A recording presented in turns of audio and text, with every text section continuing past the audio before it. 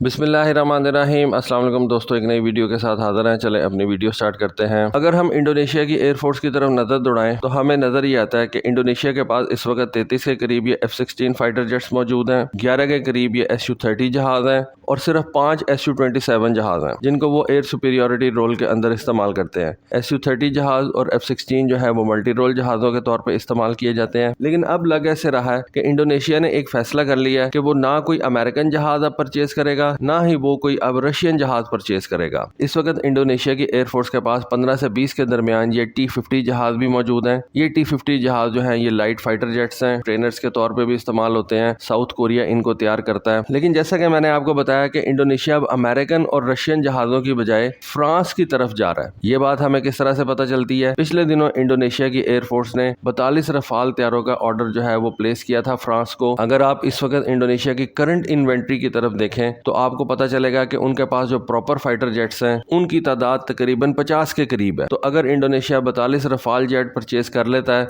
तो इससे ये आप अंदाजा लगा सकते हैं कि वो अपनी तमाम तर जरूरियात जो है वो इन रफाल तैयारों से पूरी करने की कोशिश करेंगे। ना उनको अमेरिका की तरफ देखना पड़ेगा, ना उनको रशिया की तरफ देखना पड़ेगा। ये दोनों कंट्रीज जो हैं ये अपने अंदर बहुत बड़ी जाइंट्स हैं, रशिया और अमेरिका। इंडोनेशिया ना ही अमेरिकन कैंप में जाना चाहता है, ना ही रशियन कैंप में जाना चाहता है, बल्कि उसने एक तीसरा रास्ता चूज किया है जिसके अंदर वो फ्रांस से ये फाइटर जेट्स परचेज करेगा। अब इस बात को तकवीत एक और तरीके से मिलती है कि एक खबर आई है कि इंडोनेशिया कतर एयरफोर्स के पुराने मिराज 2000 जहाज परचेज करने जा रही है। कतर और इंडोनेशिया के दरमियान 12 पुराने मिराज 2000 जहाजों का एक मुआहदा हो गया और कतर अपने ये पुराने मिराज 2000 जहाज जो हैं वो इंडोनेशिया भेज रहा है। डेफिनेटली ये डील जो है ये भी फ्रांस की अप्रूवल के बगैर नहीं साइन की जा सकती, क्योंकि कतर अपने ये मिराज 2000 तैयारे जो हैं ये फ्रांस की अप्रूवल के बगैर किसी और तीसरे मुल्क को सेल नहीं कर सकता। और बताया यही जाता है कि इस डील के अंदर भी बहुत से फ्रेंच बिजनेसमैन जो हैं वो शामिल हैं जिन्होंने इस डील को साइन कराने में अपना जो किरदार है वो अदा किया है। उसके अलावा अब ये 12 जहाज कतर से इंडोनेशिया पहुंचाए जा चुके हैं। इन 12 मिराज 2000 जहाजों को नॉकडाउन सूरत के अंदर एक रशियन एंटोनोव 124 जहाज के अंदर ट्रांसपोर्ट किया गया है। इस डील के अंदर कुछ फ्रेंच बिजनेसमैन और फ्रेंच ओन्ड कंपनीज जो है वो इन्वॉल्व रही हैं। इन 12 जहाजों के इंडोनेशिया की एयरफोर्स में इंडक्शन के बाद इंडोनेशिया के पास फ्रेंच तैयारों की तादाद 54 हो जाएगी और मेरा नहीं ख्याल कि इंडोनेशिया को इन जहाजों के बाद रशियन या अमेरिकन जहाजों की जरूरत रहेगी। Su-24 जहाज वैसे ही काफी ज्यादा पुराने हो चुके हैं। Su-30 जहाज जो इंडोनेशिया ने परचेज किए थे, एक तो उनकी तादाद बहुत कम है, प्लस वो भी अब काफी ज्यादा पुराने हो चुके हैं।